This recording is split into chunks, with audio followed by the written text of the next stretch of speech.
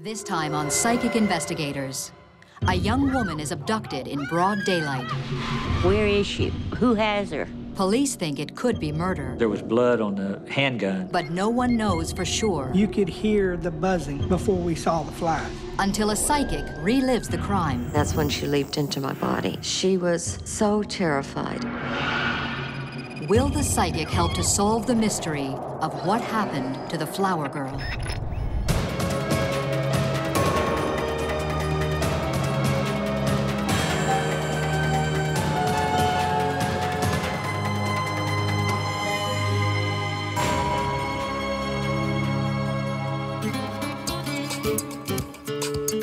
Denton, Texas, on the outskirts of Dallas-Fort Worth, a university town.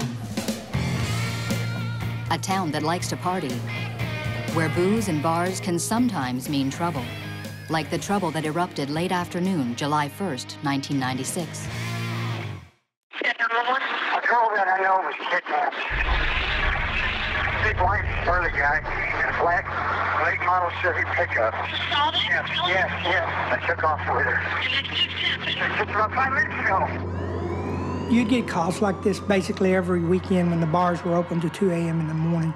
The two witnesses, patrolmen, saw that both of them had been drinking and didn't believe what they said and thought possibly that it was just a domestic disturbance. The witnesses know the woman they saw kidnapped. She's 36-year-old Diana Goldston, a local photographer who also makes extra money selling roses in the clubs and bars around Denton. People call her the Flower Girl. She would give her shirt off of her back to you if she felt you needed it more than she did. Diana is also a part-time bartender at the Red Derby, the location of the abduction. The owner of the Red Derby called and said that something had happened to my sister. I got a call from my daughter. She said that Diana was taken from the street and kidnapped. The witnesses gave the police the license plate number of the truck. They trace it to the address of Carrie Griffin, ex-wife of John Robert, J.R. Griffin, a known felon from California on parole. Very, very strong, very muscular guy. He scared people. A rookie detective is sent out to question J.R. Griffin's ex-wife. Carrie Griffin says that her ex-husband had been at the house on the day in question, and he had a woman with him. From Carrie's description, the detective assumes the woman is Diana Goldston. Wrote in his report she was with J.R. Griffin and appeared okay. Satisfied that it may be a simple domestic dispute, the police put the case to one side. But it was not okay. 10 days go by, and still no word from Diana. Her mother desperately wants answers. They weren't taking it seriously, and I said, she's missing, she's gone. Something's wrong. Please help me. The police revisit the case, and Detective Dave Stewart is put in charge. They'd already started it in motion, talked to a few people, but then when I came in, we started having to interview all the other witnesses. Also assigned to the case, Detective Kenny Kirkland re-interviews Carrie Griffin. His experience tells him she knows more than she's saying. Indeed, that was not the whole truth, that there was more to the story. Kirkland gets her to admit that she was scared of her ex-husband and that the woman with JR wasn't Diana Goldston, but his girlfriend, Jeanette Cox. That Jeanette Cox was there with him, that Diana Goldston was not, and that J.R. Griffin had blood on him. You get in touch with him since? The story Carrie Griffin tells breaks the case wide open. Okay, sure, no problem. Carrie Griffin says JR asked her neighbor for help. The truck was stuck at the lake. The lake is Lake Ray Roberts, a heavily wooded 6,000-acre state park just outside of Denton. What was JR doing up there? And why did he have blood on his shirt? The neighbor takes Kirkland to the spot where JR was stuck. When we first walked up to the area, we could see a jacket hanging in a tree that had blood on it. We could see the trail where a body was dragged. You could hear the buzzing before we saw the flies. And the blowflies were just all on the top of it. They're also called death flies. There was a pool of blood and body fluids. There was lots of blood there. The police bring in dogs trained at detecting human remains. Cadaver dogs hit on that area that we were. They hit on the jacket. They gather the evidence at Lake Ray Roberts and compare it to DNA from Diana Goldston. We matched all of these things to the blood that was on the ground, to DNA that we had gathered from Diana Goldston's hair that she left in a brush at her house. And it all matches.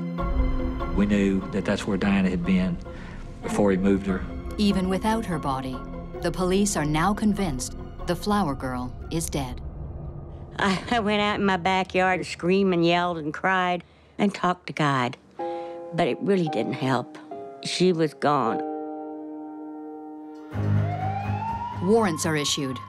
In J.R. Griffin's house, the police find a shotgun and a .38 revolver.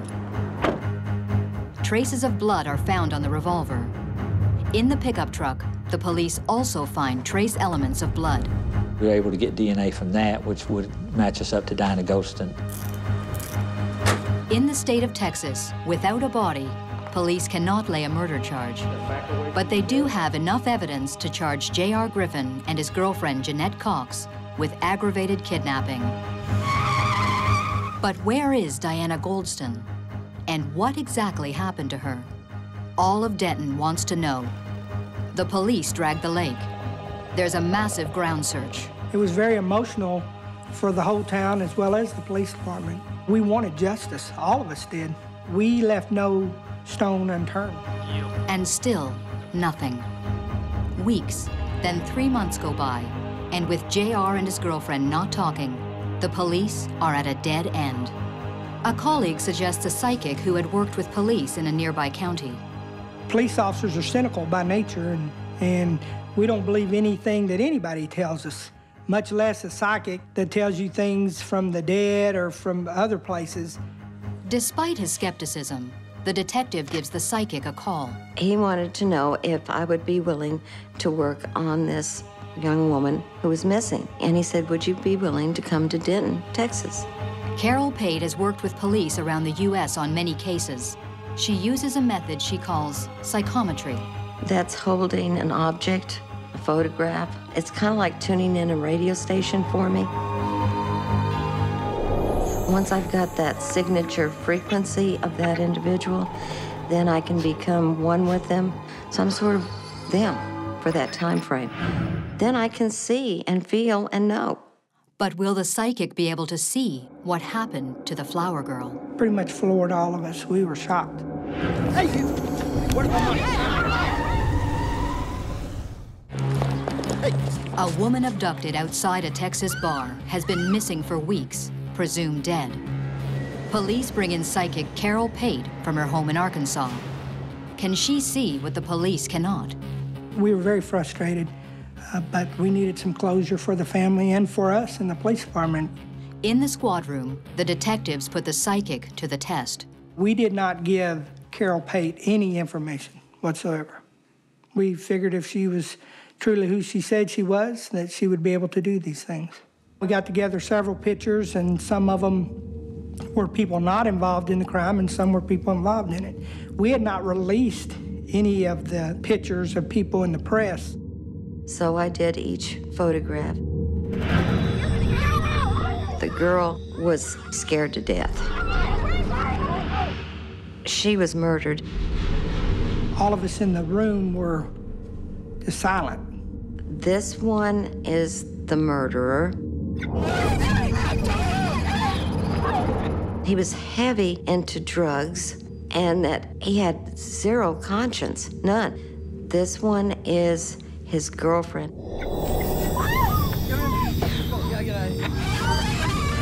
And she was there at the time of the murder.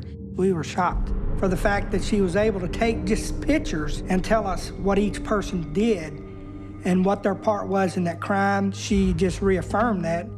I don't know of anybody that can do that. What else can the psychic see? Without telling her anything, Detective Kirkland drives Carol to the scene of the abduction, the parking lot of the Red Derby Bar. This young girl, I saw her in front of a nightclub, and she sold flowers.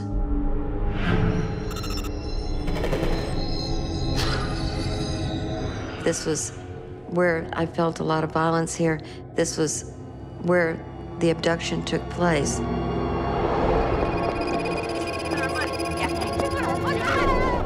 He believed this girl had stolen money from him. Where's my money? She was so terrified. And then that's when she leaped into my body.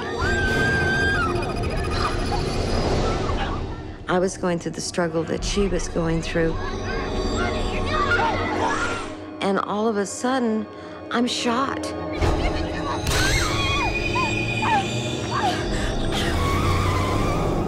She said she could feel it, just like as if she was Diana Goldston. I can feel the searing heat. I can feel that I'm bleeding. That is a possibility. The two witnesses, I remembered that they said a shot had been fired, but no one had said that Diana Goldston was shot. We were going down toward the lake. As we drove by one area, she said, this part here has something to do with Diana Goldston. Still channeling the spirit of Diana, the psychic calls out directions as she claims to relive Diana Goldston's last moments. She's bleeding heavily, and I look to either side of me and I see a woman, and I see a man to my left side, and these people are fighting her and holding her. She said, I can feel what Diana Goldston feels. They're hitting me, and they're keeping me down, and I'm begging for my life. And she said, turn to the right. Here, turn left.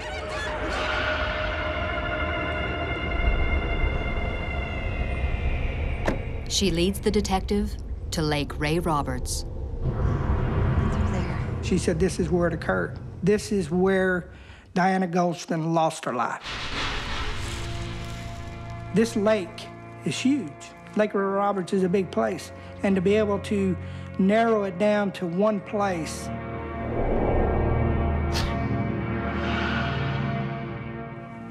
it's pretty astounding. I feel the man and the girl taking her out of the truck.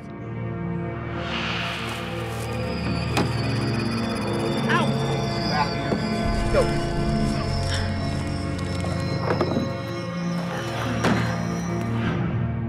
There's a jacket, and he takes it off, and he throws it on a limb in a tree.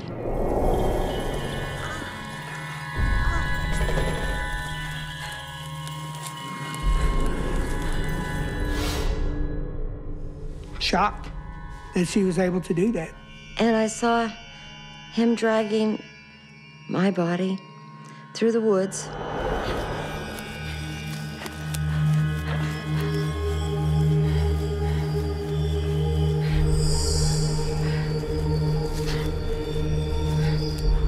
And they just lay me down. And I guess they thought I was gonna just bleed to death there. And they walk away. And then I feel them coming back.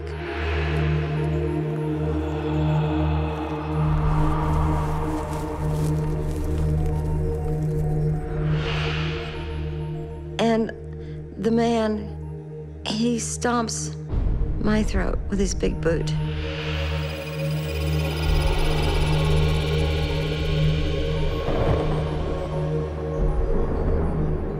And I die.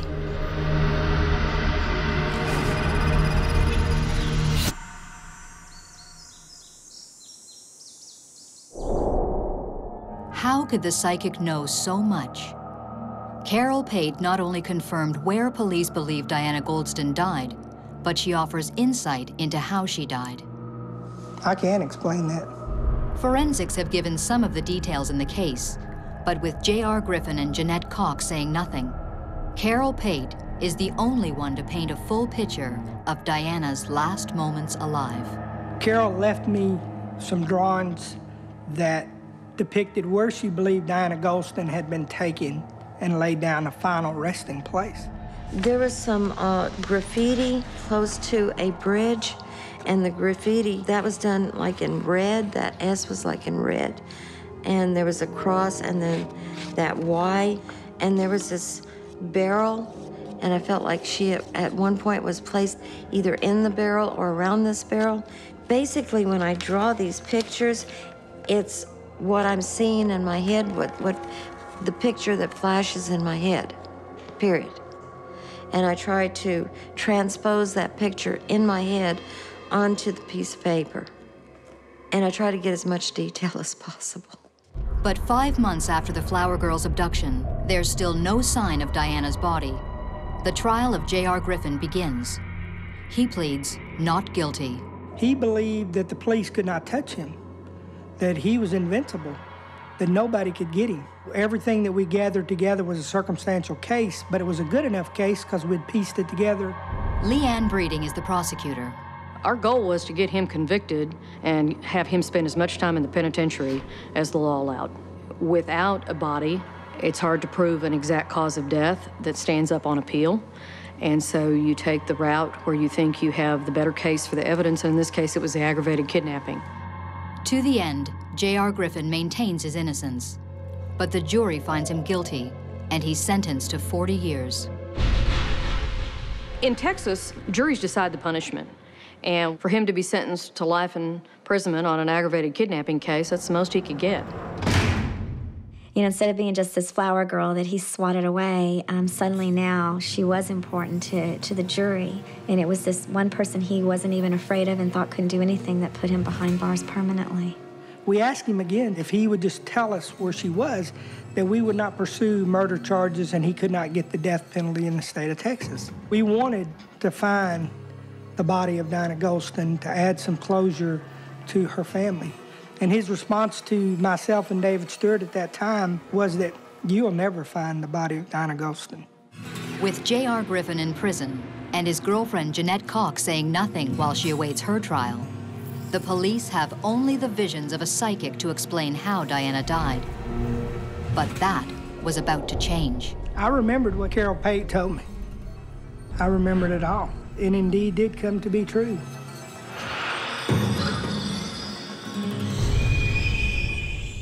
In Denton, Texas, J.R. Griffin has been found guilty of the abduction of Diana Golston. The police are sure she's dead, but J.R. won't reveal what happened or where her body is. So about 3 o'clock, I wrote J.R. a letter while he was in prison to tell me what he did with Diana, and he wrote me an 11-page letter back, kind of called me a bunch of names, and keeps denying it. He won't talk about it. He keeps saying it's somebody else that did it. I think J.R. Griffin is one of the most evil men you would ever meet. Any man that has the ability to put closure for a family and he just totally ignores them, he's evil. I even wrote to Griffin in prison. In his letters to me, he said, I'll probably die in here, and I thought, good. He denied everything, saying his friend Cox knew more than she was telling. Then, 2 years after the abduction, an unexpected development, and the mystery of how Diana died is finally solved. In exchange for a reduced sentence and no trial, Griffin's accomplice talks. Jeanette told us everything that we didn't know because she was actually there. And she gave details that only a person that was present would know what happened. So he was wanting to go to Denton and told me he had collected some money. And he just a couple days beforehand, he mentioned about someone stealing his wallet. Hey, you, where's my money? J.R. killed the wrong person because it was all over $400 that someone had taken out of his wallet. It wasn't Diane that stole the money, but she died as a result of something else that somebody else did. Diana Golston had never done anything to J.R. Griffin. She died for nothing. And he just yanked her up and started shoving her towards the truck. At that time, I hear the gun go off. And I'm very scared. And he says, get her in the truck. Get her in there. And my reaction was just that I've heard this before from Carol. Shot. All I can't remember anymore of the trip because I'm struggling with her to keep her down. He's telling me to keep her down. I punched her once or twice, maybe 3 times. I'd heard this also from Carol Pate. She told me this is what happened. And then when he got to the lake where he dumped her, I helped him lift her legs up. She's still breathing. I was walking back to the truck, and out the corner of my eye, I see him drag her up further under the tree area, and it looked like he had stepped on her neck. Just kind of smashed it like a cigarette butt.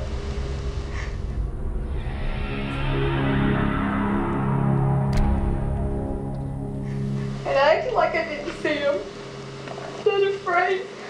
What this does, it sets the wheels in motion. If we ever find Diana, J.R. Griffin can and most likely will be tried for murder and be put to death.